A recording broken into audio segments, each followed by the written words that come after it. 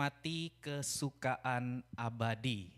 Yuk kita buka kitab Yesaya pasal 55 ayat 1 sampai 11. Saya akan membaca ayat 1, saudara ayat 2, demikian kita saling bergantian. Menikmati kesukaan abadi. Ayo, hai semua orang yang haus, marilah minumlah air. Hai orang yang tidak mempunyai uang, marilah terimalah gandum tanpa uang pembeli dan makanlah juga anggur dan susu tanpa bayaran. Ayat 2 silakan.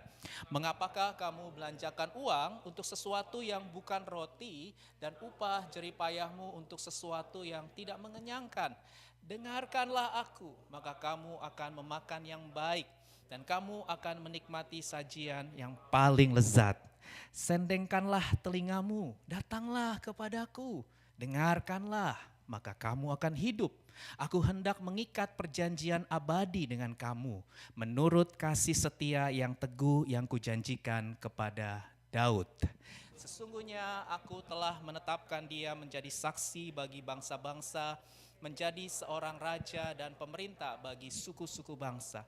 Sesungguhnya engkau akan memanggil bangsa yang tidak kau kenal dan bangsa yang tidak mengenal engkau akan berlari kepadamu oleh karena Tuhan Allahmu dan karena yang Maha Kudus Allah Israel yang mengagungkan engkau.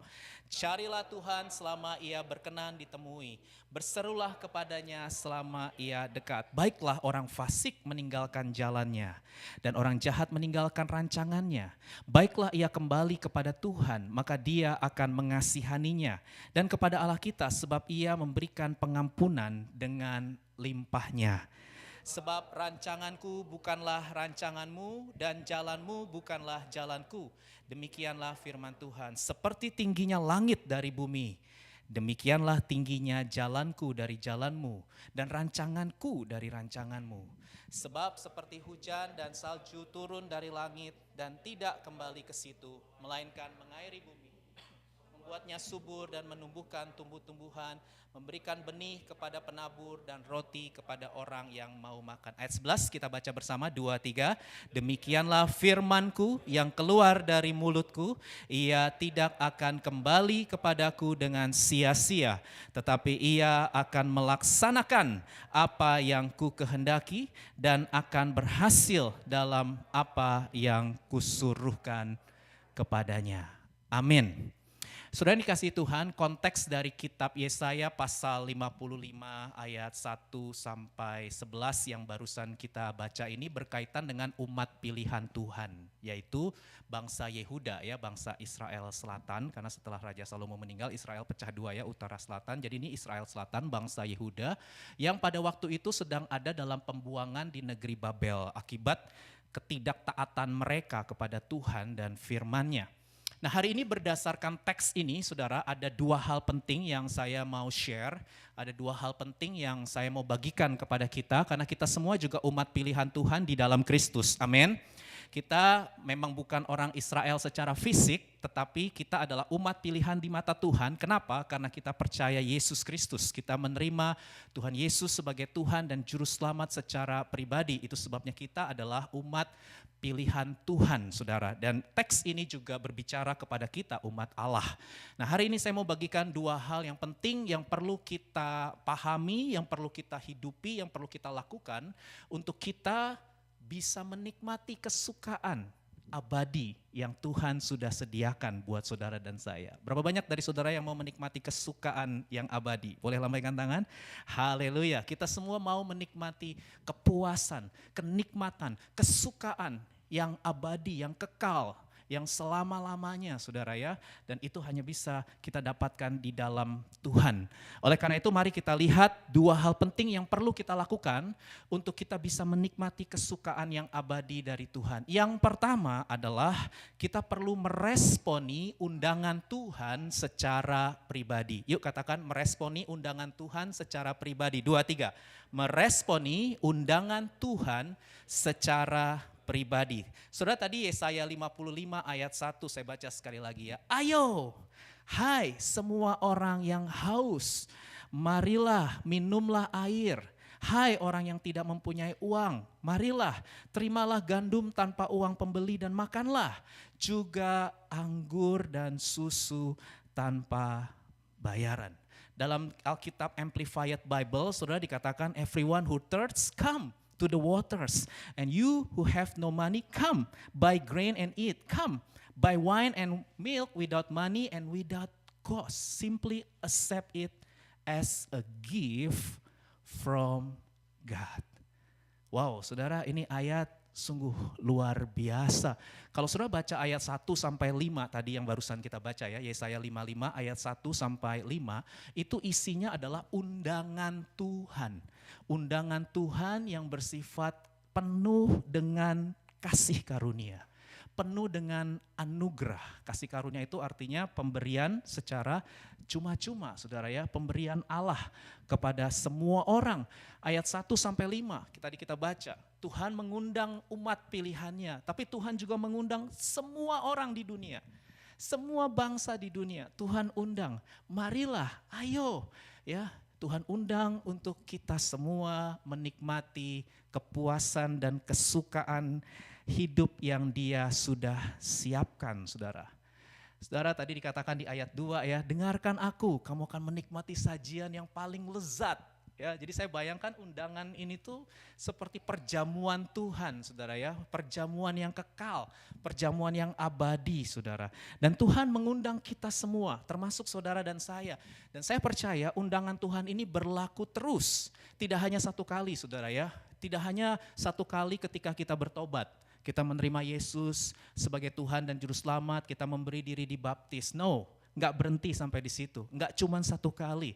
Tuhan mengundang kita untuk menikmati Dia, mengalami kepuasan di dalam Dia itu setiap hari. Katakan setiap hari, setiap waktu. Amin. Yes, Tuhan gak cuma ngundang kita setiap minggu, saudara ya, seperti ibadah jam 3 sampai jam 4.30 kita sama-sama meresponi undangan Tuhan setiap minggu. Enggak. Tuhan itu enggak mau hanya setiap minggu ketemu kita. Dia mau setiap hari, setiap waktu, setiap saat kita semua umat pilihannya menikmati Dia. Amin. Menikmati hadiratnya yang penuh dengan sukacita, menikmati kesukaan hidup di dalam Tuhan setiap waktu. Karena kekristenan bukan bicara agama, kekristenan itu bicara hubungan secara pribadi dengan Tuhan setiap hari, saudara. Tuhan mau kita mengalami Dia setiap hari. Dan kalau saudara perhatikan di ayat 1 ini ada 3 hal yang Tuhan tawarkan kepada setiap orang yang mau meresponi undangan Tuhan secara pribadi, saudara. Ada 3 yang ditawarkan. Yang pertama air, yang kedua susu, dan yang ketiga apa, saudara? Anggur. Ya, tentu air, susu, dan anggur ini adalah bahasa metafora, ya, bahasa yang menggambarkan keselamatan, saudara ya. Kita tahu air itu melambangkan kehidupan. Tanpa air kita semua mati, saudara ya. Tanpa air kita semua nggak bisa hidup. Lalu susu itu juga kita tahu itu juga lambang ya, seorang bayi. Ini saya punya baby, saya punya anak, saudara ya. Bayi itu sangat membutuhkan susu dari ibunya, tanpa itu dia juga nggak bisa bertumbuh. Dan yang ketiga anggur, anggur itu melambangkan joy, melambangkan sukacita. Anggur itu melambangkan kegirangan, kesukaan, kepuasan, kenikmatan ya. Makanya saudara ingat di Israel khususnya waktu itu ada pernikahan ya, itu melambangkan sukacita. Yesus mengubah air menjadi anggur, saudara ya. The joy of the Lord is our strength. Itulah anggur. Jadi Tuhan menawarkan 3 hal, saudara, tanpa bayaran. Tapi yang menarik, saudara ya, kalau baca Alkitab itu kita harus pelan-pelan ya. Ini kan tanpa bayaran, tapi kalau di bahasa Inggrisnya kita disuruh buy. Kan without money and without cost. Tapi dikatakan buy, beli ya. Grain and eat. Betul ya, saudara ya. Di bahasa Indonesia nggak muncul sih kata buy, beli. Tapi di bahasa Inggris muncul, saudara ya. Jadi ini gimana nih? Karena gratis tanpa bayaran, tapi kita disuruh beli, saudara. Saya percaya ini sebuah makna yang dalam. Ya, artinya pemberian Tuhan itu memang cuma-cuma, tapi tidak murahan. Saya ulangi, pemberian Tuhan, keselamatan itu betul cuma-cuma. Kita nggak perlu bayar, tapi itu tidak murahan. Karena itu sudah dibayar dengan harga yang sangat mahal melalui pengorbanan Tuhan kita Yesus Kristus. Amin. Kata buy di bahasa Inggris ini, saudara, itu menegaskan kepada kita untuk tidak meremehkan anugerah Tuhan. Karena biasanya kalau gratis kita, coba gimana? Kalau barang gratis kecenderungan kita apa? Meremehkan. Ya, barang gratis, halo, betul? Kecenderungan kita apa? Menyia-nyiakan. Ya gratis. Ya, saudara, keselamatan memang gratis, tapi ada yang bayar. Bukan kita yang bayar, kita nggak bisa bayar keselamatan kita karena kita orang berdosa. Sampai kapanpun kita nggak bisa menerima keselamatan, hidup yang kekal, pengampunan dosa, nggak bisa, sampai kapanpun. Yang bisa bayar keselamatan kita secara sempurna itu adalah Tuhan Yesus. Dan Tuhan Yesus sudah lakukan itu. Marilah kita sebagai orang-orang yang sudah menerima anugerah keselamatan tersebut, menghargai dan menghormati anugerah terbesar yang Tuhan telah berikan kepada kita. Amin. Ya. Belajarlah jadi orang-orang yang menghargai, ya. Jadi kata buy ini disebut bayar harga itu. Bayar harga maksudnya kita menghargai, kita menghormati pemberian yang Tuhan berikan di dalam Kristus. Nikmatilah air dari Tuhan, nikmatilah susu dari Tuhan, nikmatilah anggur dari Tuhan. Karena semua itu sudah dibayar oleh Sang Mesias. Nah, sedikit saya mau sampaikan tentang apa itu Mesias. Jadi kalau sudah lihat di ayat 3 sampai 4, ini dikatakan bahwa Allah itu mengikat everlasting covenant dengan umat pilihannya, ya, yaitu bangsa Yehuda. Menurut apa yang Allah janjikan kepada Raja Daud. Jadi ini Davidic covenant, ya, perjanjian kepada Raja Daud. Jadi Allah berjanji bahwa melalui Raja Daud dan keturunannya akan ada bangkit seorang Mesias yang menjadi saksi bagi bangsa-bangsa. Akan bangkit seorang raja dan pemerintah bagi suku-suku bangsa. Ini memang nubuatan ini digenapi jangka pendek, jangka panjang. Jangka pendek memang ayat ini bicara kepada Raja Daud. Tapi Raja Daud kan meninggal dunia, saudara, ya.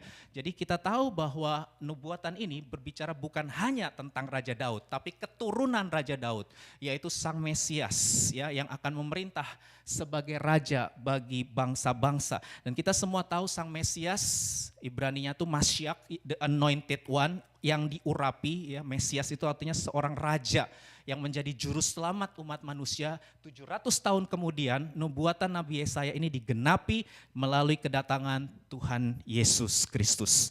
Yesuslah Sang Mesias yang menggenapi nubuatan dari Nabi Yesaya ini, saudara. Itu sebabnya ada sebuah quotes yang berkata, Allah memanggil, hai, ayo semua, ya, tadi dikatakan Allah memanggil, Allah mengundang jiwa-jiwa yang haus, yang lapar untuk datang ke perjamuan yang berkelimpahan, yang lezat itu. Yaitu apa? Keselamatan di dalam Kristus, Sang Mesias, Raja yang menjadi juru selamat umat manusia. Nah, saudara, saya sering sekali katakan di sini, ya, dan saudara harus terus tahu esensinya, ya. Bicara keselamatan itu bukan sekedar bicara tempat yang akan kita tuju setelah kita meninggal dunia, bukan sekedar itu. Ya, itu benar juga, ya. Tapi kita semua belum meninggal dunia, oke? Jadi apakah kita belum menikmati keselamatan? Oh, enggak. Ya, keselamatan itu adalah pemberian yang Allah berikan supaya kita bisa menikmati kasih-Nya, menikmati cintanya, menikmati hubungan dengan Tuhan selama-lamanya. Itulah keselamatan, a loving relationship with God. Katakan loving relationship with God. 2, 3, loving relationship with God. Keselamatan itulah yang memungkinkan kita bisa nyanyi lagu tadi. Jesus, I love you. Kalau orang belum selamat gak bisa nyanyi lagu itu, saudara. Jesus, I love you. Wah, kalau orang belum terima anugerah keselamatan, gak bisa nyanyi lagu itu. Apaan mengasihi Tuhan? Manusia itu berdosa, gak ada yang mengasihi Tuhan. Manusia itu hanya mencintai dirinya sendiri, mencintai hawa nafsu, ya. Tetapi karena kita mengalami Tuhan, mengalami kasih Tuhan, kita lahir baru, kita terima Tuhan Yesus, saudara. Disitulah start awal hubungan cinta kita dibangun, saudara, ya. Terima Tuhan, kita terima hubungan yang intim dengan Tuhan, dan itu terus berlangsung sampai selama-lamanya. Itulah keselamatan.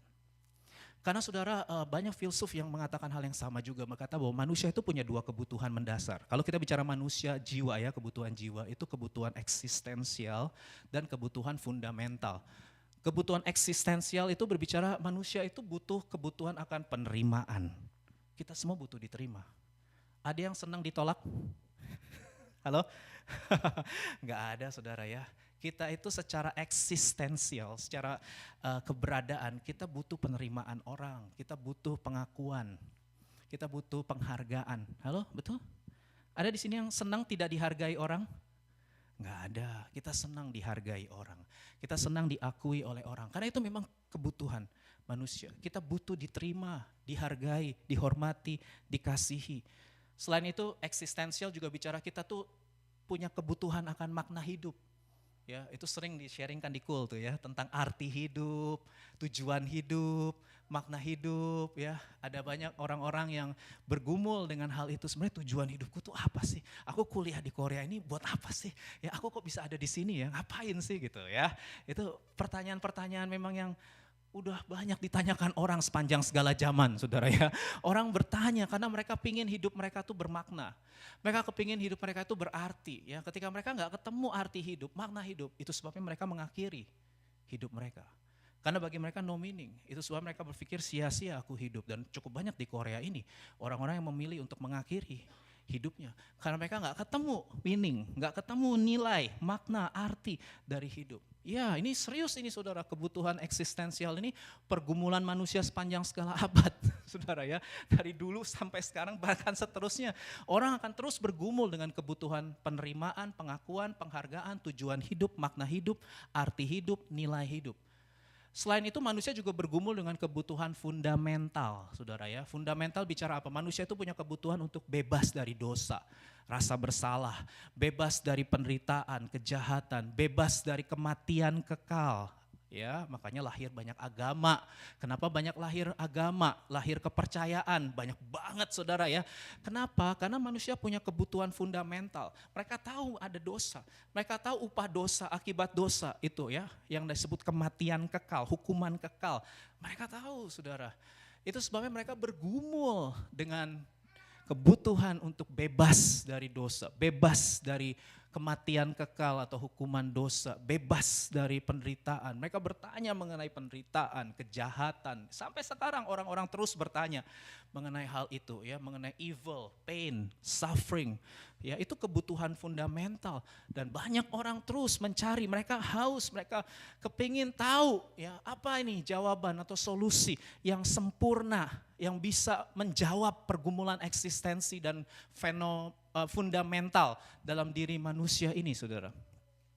Dan saya mau kasih tahu, cepat atau lambat kita semua akan menemukan bahwa di dunia ini kita nggak akan pernah menemukan jawaban dan kepuasan yang sempurna dari pergumulan kebutuhan kita. Gak akan pernah, saudara.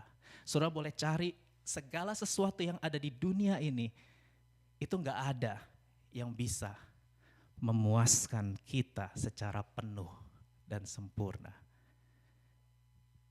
Oke, saudara, siapa di sini yang belum punya pacar? Gak usah angkat tangan ya. Gak usah angkat tangan ya, banyak soalnya.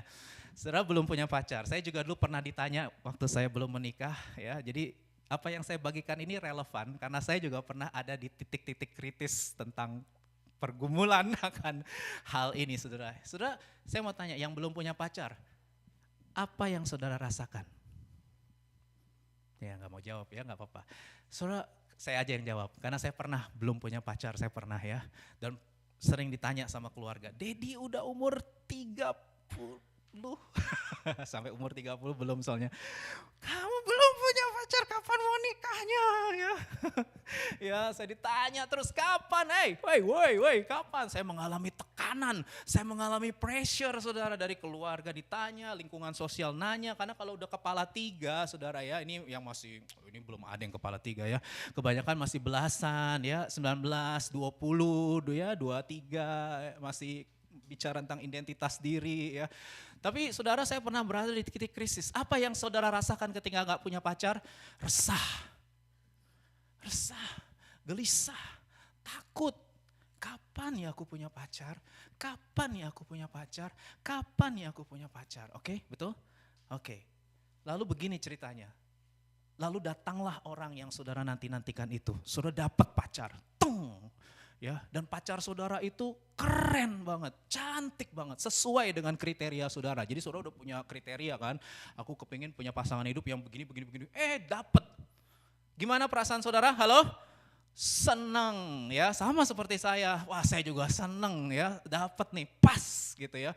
Pasangan hidup saya, istri saya, untuk saya nikahi saya umur 35 baru nikah saudara akhirnya ya. Saudara rasanya seneng. Pertanyaan saya, senengnya berapa lama? Ya. Saudara boleh tanya nih sama om tante yang sudah menikah. Senangnya berapa lama? Setelah dapat pacar, ya, kemudian menikah, nggak cuman pacaran, tapi menikah dengan orang yang saudara sudah bikin list kriteria itu ya. Saudara nikah, waduh itu pemberkatan nikah, nyanyinya lagu apa?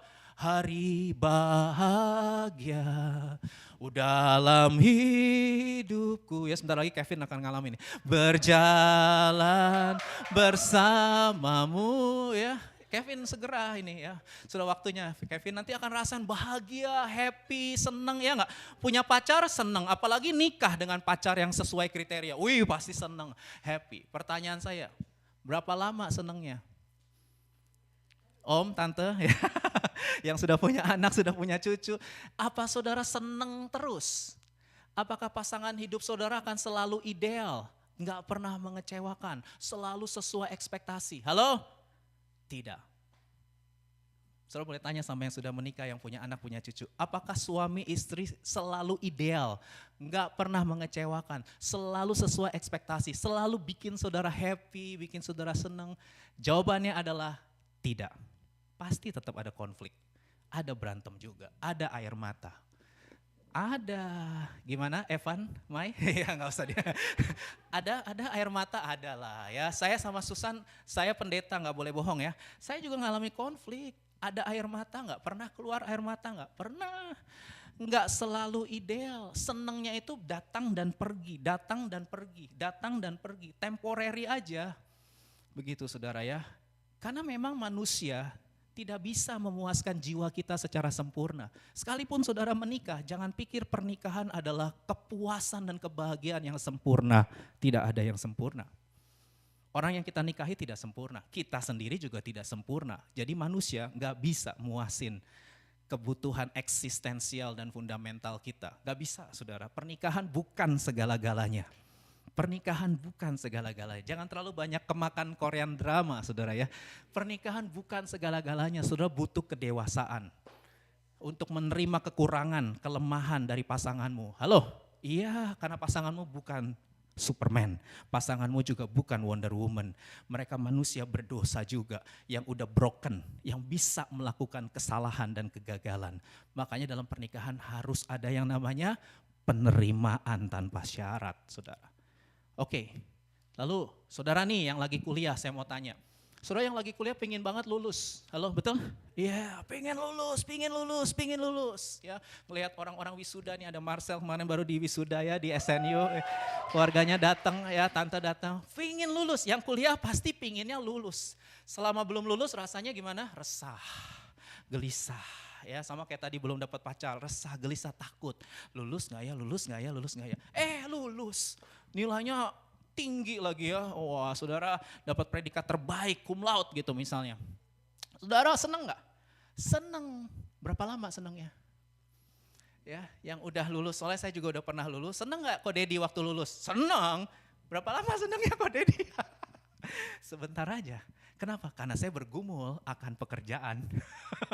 Halo, yang udah lulus, takut nggak kamu? Takut. Saya tanya beberapa yang udah lulus, ngeri mereka. Sekarang lagi krisis begini, resesi global di mana-mana. Saudara, emang gampang cari kerja? Oke, saudara mungkin, aku nggak mau cari kerja, mau usaha sendiri. Usaha sendiri juga tidak mudah. Mau bisnis sendiri juga tidak mudah. Ya, oke, tapi singkat cerita, saudara dapatlah pekerjaan sesuai kriteria saudara. Atau saudara dapatlah peluang bisnis dan saudara bisa bisnis sendiri. Saya mau tanya, berapa lama senangnya? Dapat pekerjaan, wih happy aku dapat kerja. Di tengah krisis resesi Tuhan buka jalan, aku dapat pekerjaan, gajinya juga gede, haleluya. Atau aku dapat peluang bisnis, aku sekarang punya bisnis sendiri ya, dan aku dapat penghasilan yang sangat besar, haleluya. Happy, senang punya pekerjaan, happy. Berapa lama senangnya? Apakah pekerjaan saudara akan selalu ideal? Tidak pernah mengecewakan? Halo? Apakah saudara tidak pernah mengalami hal-hal yang bertabrakan dengan keinginan dan ekspektasi saudara? Oh iya, kita akan alami. Loh kok di pekerjaan ternyata orang-orangnya menyebalkan. Misalnya di office, bosnya menyebalkan, teman kerja menyebalkan, tuntutan kerjanya sangat tinggi. Saudara nggak dinilai kemanusiaannya, terus disuruh kerja. Ini negara maju. Banyak orang yang udah gak diperlakukan manusiawi lagi, karena duit segala-galanya. Jadi manusia itu jadi alat, yang penting uang, yang penting kaya. Ya, jadi ada banyak manusia tidak bahagia, padahal mereka udah dapat kerjaan, gak bahagia juga. Yang bisnis, udah dapat peluang bisnis, apa berarti bisnis saudara gak pernah mengalami konflik, mengalami goncangan? Oh, alami juga, challenge juga, tantangan. Selama saudara bertemu dengan orang, dengan manusia, saudara pasti akan berbenturan. Ada konflik, belum lagi ada kasus-kasus yang ditipu lah, apalah segala macam. Semua tidak ada yang ideal. Silakan cari segala sesuatu yang di dunia ini, enggak ada satupun yang bisa memuaskan jiwa kita secara penuh dan sempurna. Karena memang semua itu tidak dirancang untuk memuaskan kita. Yang bisa memuaskan manusia itu hanyalah yang menciptakan manusia itu. Siapa pencipta manusia? Allah. Dialah kepuasan dan kenikmatan hidup yang sejati. Amin. Iya, yang lain-lain itu hanya cicipan. Ya, tadi saya bilang dapat pacar senang, itu cuma cicipan. Kenapa kok Dedi bilang cicipan? Karena sifatnya sementara. Bisa nikah, happy, itu juga cicipan. Kenapa kok Dedi bilang cicipan? Karena setelah menikah, struggle juga. Dapat kerja, haleluya, itu juga cicipan senangnya. Kenapa? Karena setelah bekerja, saudara struggle lagi. Setelah punya bisnis sendiri, struggle lagi. Jadi semua yang ada di dunia itu sifatnya cicipan. Bilang kanan kiri, cuman cicipan gitu ya. Enggak full taste ya, cuma sementara. Kau datang dan pergi sesuka hatimu. Rasa senang kita cuma cicipan. Ya, rasa bahagia kita cuma cicipan. Rasa puas kita cuma cicipan, saudara. Kenapa? Karena memang Tuhan sengaja mengizinkan cicipan-cicipan itu datang dalam hidup kita untuk mengarahkan kita kepada yang maha sempurna, saudara, yaitu di dalam Yesus Kristus. Di dalam Yesuslah kita baru menikmati yang namanya kepuasan dan kesukaan hidup yang melimpah. Amin. Di dalam Yesus, bukan di luar Tuhan. Di luar Tuhan cicipan. Di luar Tuhan kita gak bisa secara sempurna menikmati kesukaan. Dunia ini sudah jatuh dalam dosa. Dunia ini bersifat sementara. Jangan cari kepuasan hidup di dunia ini. Karena saudara pasti akan kecewa pada waktunya. Tetapi kalau saudara arahkan mata saudara bukan kepada cicipan. Tapi saudara arahkan mata saudara kepada Sang Pencipta. Yaitu Allah Tritunggal. Seorang teolog bernama Agustinus berkata, "You have made us for yourself alone and our heart are restless." Gelisah terus ya, until it rests in you. Engkau menciptakan kami bagimu ya Tuhan, dan hati kami akan gelisah sampai kami menemukan ketenangan di dalam Engkau. Amin, saudara. Hanya Tuhanlah yang bisa memuaskan kita, membahagiakan kita secara penuh dan sempurna. Karena kasihnya itu adalah kasih yang kekal. Tapi untuk saudara bisa menikmati kesukaan abadi, saudara perlu merespon. Katakan perlu respon. Saudara gak bisa pasif. Undangan Tuhan harus direspon. Iya, Tuhan mengundang, tapi saudara perlu respon. Dan saya bersyukur kursi-kursi yang tadinya banyak kosong sekarang mulai terisi. Sudah mulai ada orang-orang yang meresponi undangan Tuhan, saudara ya. Padahal banyak sekali godaan di Korea ini untuk tidak datang ibadah. Apalagi ibadahnya jam 3 sore. Aduh, itu waktu yang paling nanggung, saudara ya. Tapi saya bersyukur karena anak-anak muda meresponi kursi yang tadinya banyak kosong sekarang mulai banyak terisi. Ya, dan saya percaya ini semua karena ada yang merespon. Tapi tetap ada yang kosong, berarti ada yang gak merespon. Ada yang merespon, ada yang tidak merespon. Dan itu memang sifatnya pilihan, saudara ya. Tuhan tidak pernah memaksa kita. Tapi kalau saudara mau menikmati kesukaan di dalam Tuhan, saudara akan merespon. Bukan hanya setiap minggu di ibadah ini, tapi setiap hari, setiap waktu, setiap saat. Amin. Responi undangan Tuhan secara pribadi. Yang kedua, yang terakhir, kalau saudara mau menikmati kesukaan yang abadi, mari belajar untuk meresponi perintah Tuhan. Katakan meresponi perintah Tuhan. 2, 3. Meresponi perintah Tuhan. Yuk kita baca ayat 6. Carilah Tuhan selama ia berkenan ditemui. Ini penting nih. Berserulah kepadanya selama ia dekat. Selama ia berkenan dan selama ia dekat, carilah dan berserulah kepadanya. Apa ini artinya? Artinya perintah Tuhan, undangan Tuhan itu ada batas akhirnya. Ini bicara apa ini? Selama ia berkenan ditemui, selama ia dekat. Ini bicara apa? Ini bicara keterbatasan waktu.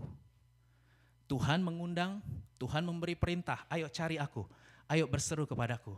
Tapi itu kesempatan itu ada expirednya. Ada kadaluarsanya. Ada batas akhirnya. Saudara, kapan batas akhirnya? Halo, kapan? Kapan batas akhirnya, saudara, di mana segala sesuatu sudah terlambat? Ketika kita mengalami kematian secara fisik. Atau ketika Yesus datang kembali. Aku Dedi ngomongin kematian hari gini, aku masih belasan tahun. Ya gak mungkin lah meninggal, nanti meninggalnya umur 70, 80. Iya, kita semua kepingin meninggalnya umur 70, 80. Tapi kita gak pernah tahu, kita gak bisa kontrol hari kematian kita. Kita gak bisa kontrol, itu uncontrollable, unpredictable. Kematian itu bisa datang kapan saja, di mana saja, dan dengan cara apa saja. Ya, jangan bilang nanti, enggak ada kata nanti. Waktu yang paling real untuk cari Tuhan, untuk berseru kepada Tuhan, itu adalah sekarang. Katakan sekarang. Waktu yang paling real dalam hidup manusia itu sekarang. Ya saudara, besok itu belum tentu ada. Jangan bilang nanti, besok belum tentu ada. Yang real itu adalah sekarang. Saudara, sebelum terlambat, carilah Tuhan sekarang. Berserulah kepada Tuhan sekarang, amin. Bilang sama kanan kiri, cari Tuhan tuh sekarang bro, ya sis. Berseru sama Tuhan itu kapan? Sekarang, sekarang waktunya. Ya, ada lagunya saudara ya. Itu sebabnya di ayat 7 tadi dikatakan, baiklah orang fasik meninggalkan jalannya. Karena waktunya udah singkat nih. Orang jahat meninggalkan rancangannya dan baiklah ia kembali kepada Tuhan. Kapan waktu yang terbaik untuk bertobat? Halo? Kapan waktu yang terbaik untuk meninggalkan dosa? Halo? Kapan waktu yang terbaik untuk kita kembali kepada Tuhan, mengasihi sesama, mengampuni sesama, menghormati orang tua, mengasihi keluarga, menjadi berkat bagi orang lain. Kapan waktu yang terbaik? Halo? Sekarang. Jangan bilang nanti saudara, itu tipu muslihat iblis. Nanti aja kamu masih muda, gak usah baptis dulu, gak usah baptis. Ya, nanti aja baptisnya kalau udah umur 50, 60 baru baptis. Udah sekarang nikmati aja kesenangan dunia. Itu tipu muslihat iblis saudara. Bagi yang belum dibaptis, ayo baptis. Saudara ya, kita akan segera buka baptisan di musim panas. Karena memang BIC Korea hanya membaptis di musim panas ya. Karena di musim-musim lainnya itu dingin banget air lautnya. Saudara, kita baptis di laut saudara ya. Bagi saudara yang belum baptis, jangan tunda-tunda. Segera hubungi saya karena kita akan lakukan baptisan di musim panas. Biasanya di bulan Juli atau Agustus. Jangan tunda-tunda, sekarang waktunya saudara. Untuk kita bertobat dari dosa, amin. Saudara yang punya dosa kepahitan, dendam ya. Saudara yang punya dosa percabulan, mungkin kecanduan pornografi, kecanduan hal-hal yang selama ini merusak pikiran saudara sehingga saudara nggak bisa punya pikiran yang jernih, pikiran yang bersih ya. Hari ini waktunya untuk bertobat, hari ini waktunya untuk kembali kepada Tuhan karena belum tentu ada hari esok dan belum tentu ada kesempatan lagi. Hidup ini adalah kesempatan dan kesempatannya itu adalah sekarang, bukan besok. Nah saudara, di ayat 8, ini ayat terkenal banget ya. Rancanganku bukanlah rancanganmu, jalanmu bukanlah jalanku. Seperti tingginya langit, demikianlah tingginya jalanku dan rancanganku. Saudara, jangan salah paham dengan ayat ini ya.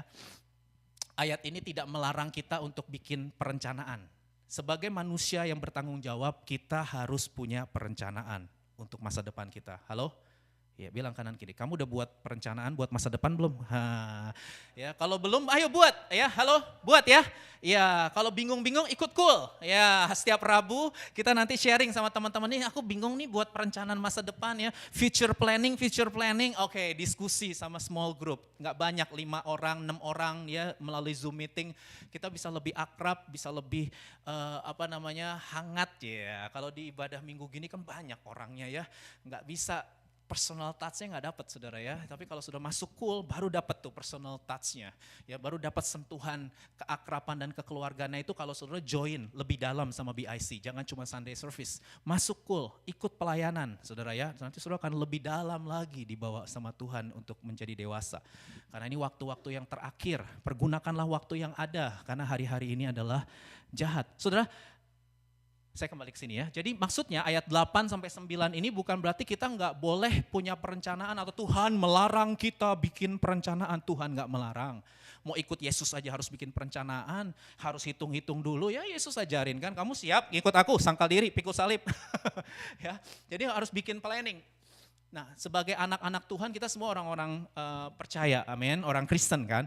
Jadi semua perencanaan kita itu harus sesuai Alkitab.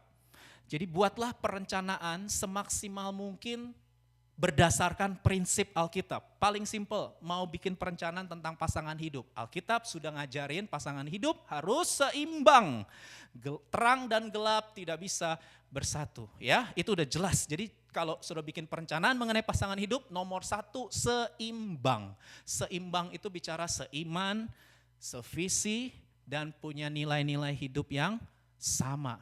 Apa itu nilai? What is the most important things in our life? Itulah value. Value itu bicara apa yang paling penting dalam hidup seseorang. Itu juga perlu, itu juga bicara keseimbangan. Kalau enggak berantem terus saudara. Kalau visinya enggak sama, imannya enggak sama, nilai hidupnya enggak sama, mau ganteng, cantik, kaya, berantem terus. Pernikahan keluarga jadi suasananya tuh benar-benar suasana yang nggak enak saudara ya. Karena beda iman, beda visi, beda nilai, beda. Segalanya udah bertabrakan. Jadi carilah yang seimbang, seiman, sevisi, tujuannya sama saudara ya. Dan juga senilai, nilai-nilai hidupnya sama gitu ya. Nilai menghargai orang, menghormati orang, mengelola keuangan. Itu perlu ditanya tuh waktu pacaran. Ya kamu cara ngelola keuangannya gimana? Karena ada tipe yang boros, konsumtif. Saudara bisa gak menikah dengan orang model begitu? Value-nya dia habiskan semua, selesaikan semua, nikmatilah hidup, you only live once. Ya. Gak ada tabungan, ya. Begitu terima gaji habis, begitu terima uang habis. Ada orang model begitu, saudara mau nikah sama orang model begitu?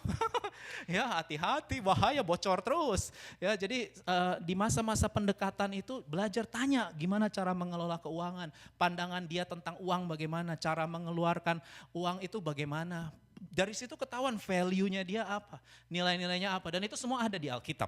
Ya, semua itu ada di Alkitab. Jadi sebagai orang-orang percaya kita harus buat perencanaan sesuai dengan kebenaran firman Tuhan. Tapi, nih ada tapinya, kita ini kan manusia terbatas, kita tidak maha tahu. Kita udah bikin perencanaan ya, semaksimal mungkin sesuai Alkitab lagi, sesuai Alkitab. Tapi tetap aja kita ini tidak maha tahu. Halo?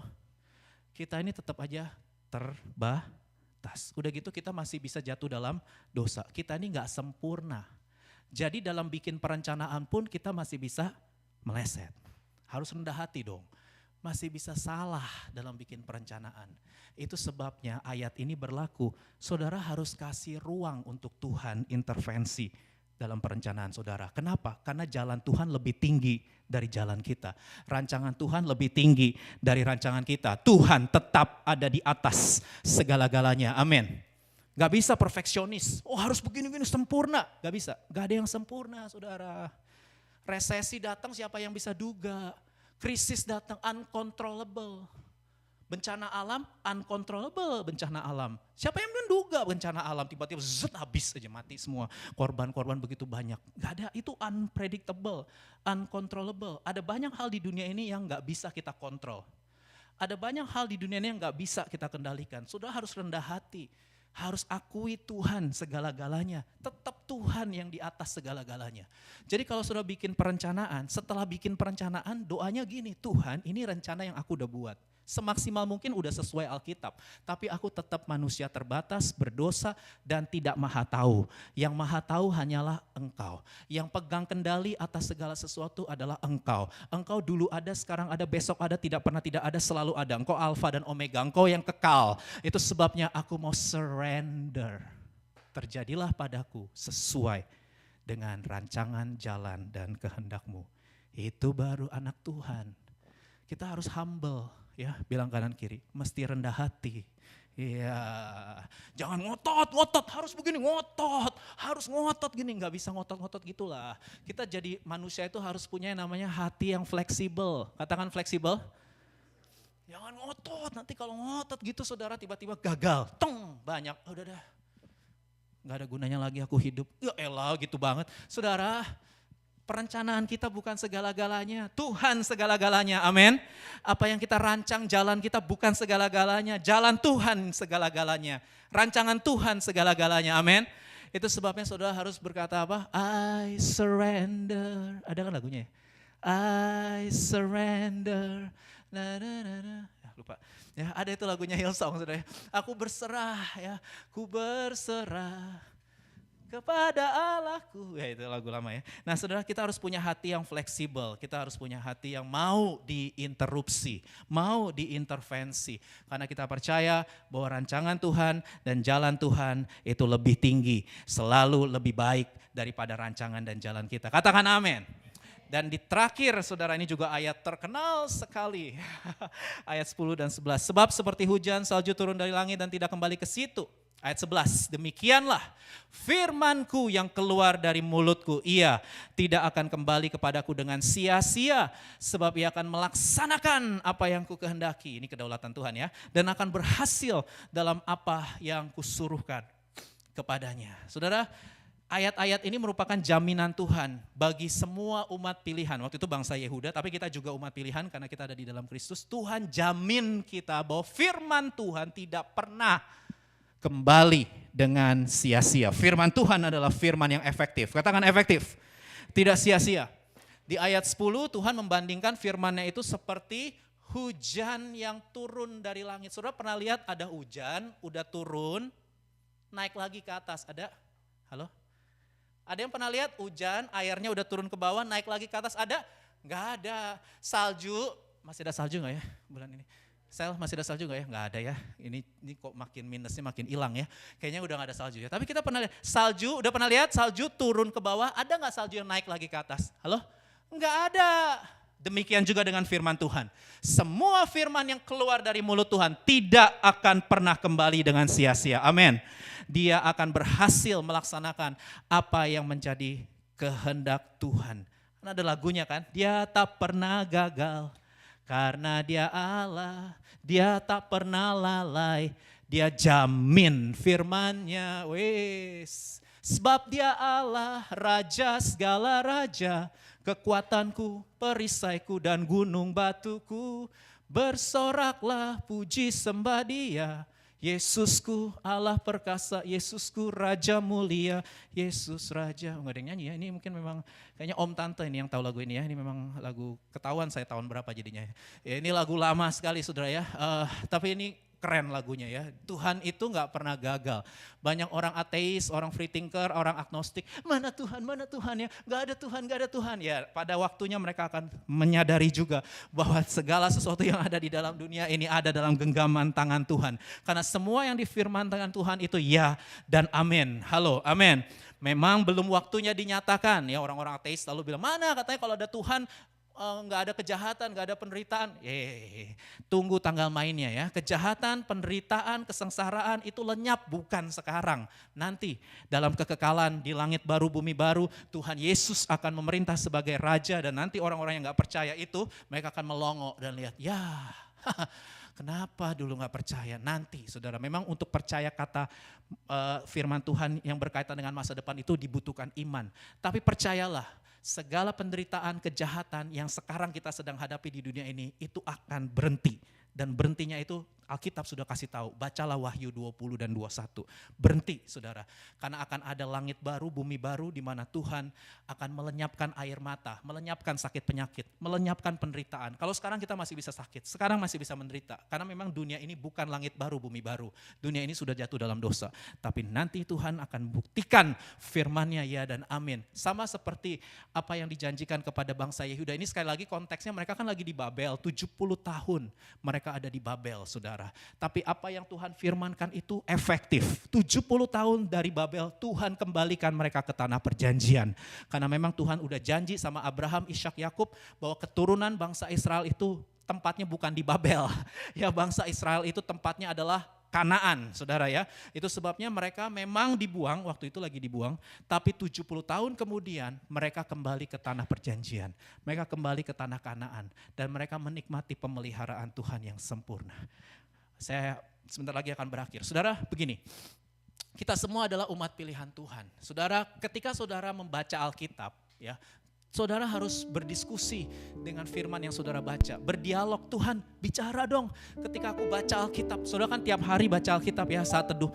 Ayo diskusi, Tuhan nyatakan isi hatimu. Saudara, ketika saudara dengar khotbah minggu gini, jangan cuma dengar aja. Saudara, Tuhan bicara dong. Ketika khotbah hari minggu, Tuhan ngomong dong secara pribadi ya. Saudara mungkin di Cool nanti ya, di Community of Love, saudara dengar firman, Tuhan bicara. Jadi saudara kan dengar firman setiap hari kan, baik melalui saat teduh, melalui komunitas Cool, Community of Love, ataupun melalui ibadah minggu. Belum lagi kalau saudara lihat YouTube, aduh khotbah-khotbah bagus-bagus di YouTube, banyak saudara bisa dengerin khotbah-khotbah tiap hari, pendeta-pendeta hamba-hamba Tuhan yang diurapi.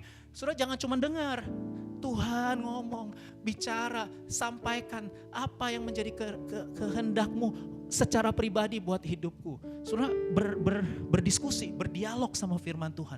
Saudara harus tangkap sesuatu. Dan ketika saudara tangkap janji Tuhan, itu doakan. Ketika Tuhan bicara sesuatu kepada saudara, saudara mulai pegang, trust and obey. Itu penting, percaya dan taat. Responi perintah Tuhan. Kalau Tuhan bilang bertobatlah, tinggalkan kejahatan, tinggalkan kepahitan. Kasihilah orang lain, lepaskan pengampunan, jangan diabaikan. Kalau Tuhan bilang ampuni, ampuni. Memang berat banget tapi Tuhan, Engkau yang bicara, aku disuruh ampuni. Ampuni. Kalau Tuhan bilang berkati orang yang menganiaya kamu, berkati saudara. Kalau Tuhan bilang berikan dengan kemurahan hati ya, berikan, bantu secara keuangan, bantu saudara, jangan diabaikan. Perintah Tuhan tuh jangan diabaikan, ditaati saudara. Ketika saudara taat, trust and obey, pegang, hidupi, lihat Tuhan akan genapi semua yang dijanjikan. Sama seperti Tuhan menggenapi firman-Nya untuk bangsa Yehuda, mereka masuk tanah perjanjian setelah 70 tahun di pembuangan. Tuhan juga akan membawa saudara dan saya masuk tanah perjanjian. Tanah yang Dia sudah sediakan buat kita mengalami kehidupan yang maksimal dan berkelimpahan di dalam Tuhan. Amin. Untuk firman Tuhan. Hari ini kita belajar 2 poin sederhana saja ya saudara. Bagaimana bisa menikmati kesukaan abadi? Yang pertama, responi undangan Tuhan secara pribadi. Dan yang kedua, responi perintah Tuhan. Sekarang, jangan tunda-tunda. Amin. Mari kita bangkit berdiri. Yuk kita masuk kesukaan itu. Saat indah Tuhan, saat indah. Mari responi undangannya. Ku berhadapan denganmu, memandang wajahmu, Yesus kekasih jiwaku.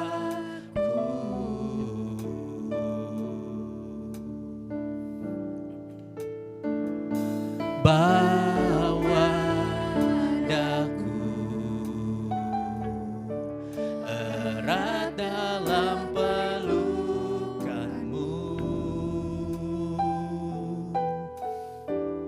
menikmati kasih dan indahnya hadiratmu, hadiratmu Tuhan.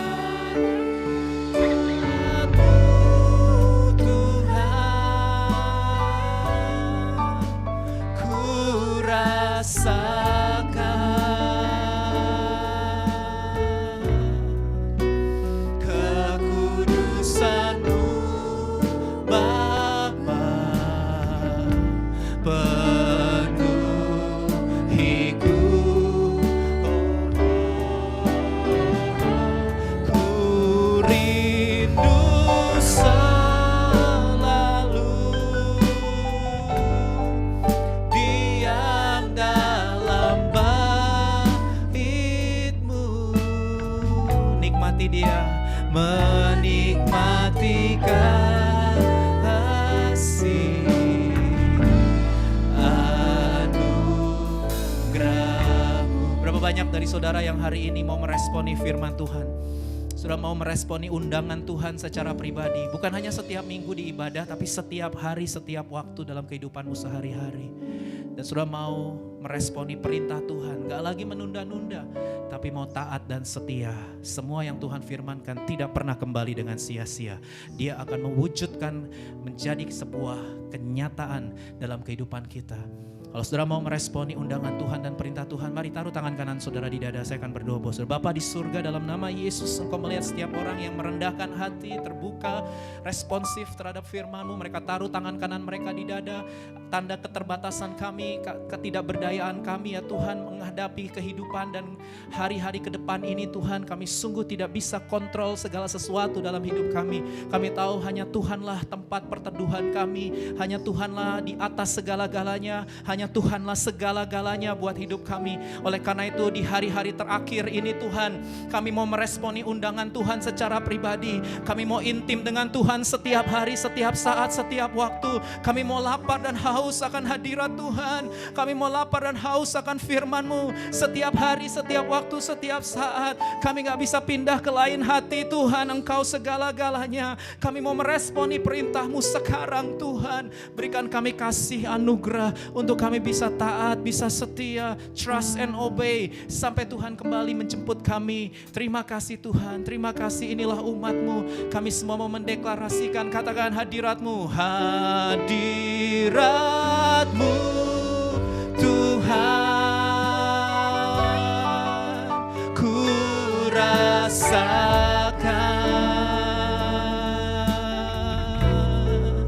kekudusan-Mu Bapa, penuhiku,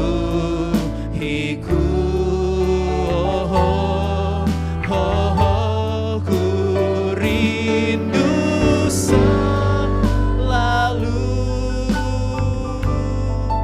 diam dalam bait-Mu, menikmati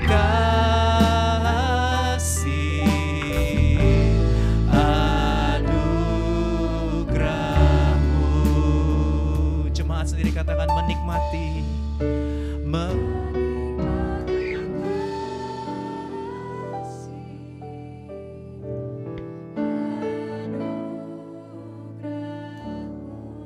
Terima kasih Tuhan untuk ibadah hari ini, biar jadi ibadah yang memuliakan, menyenangkan dan berkenan di hadapan-Mu sebagai persembahan yang hidup, yang kudus dan yang berkenan.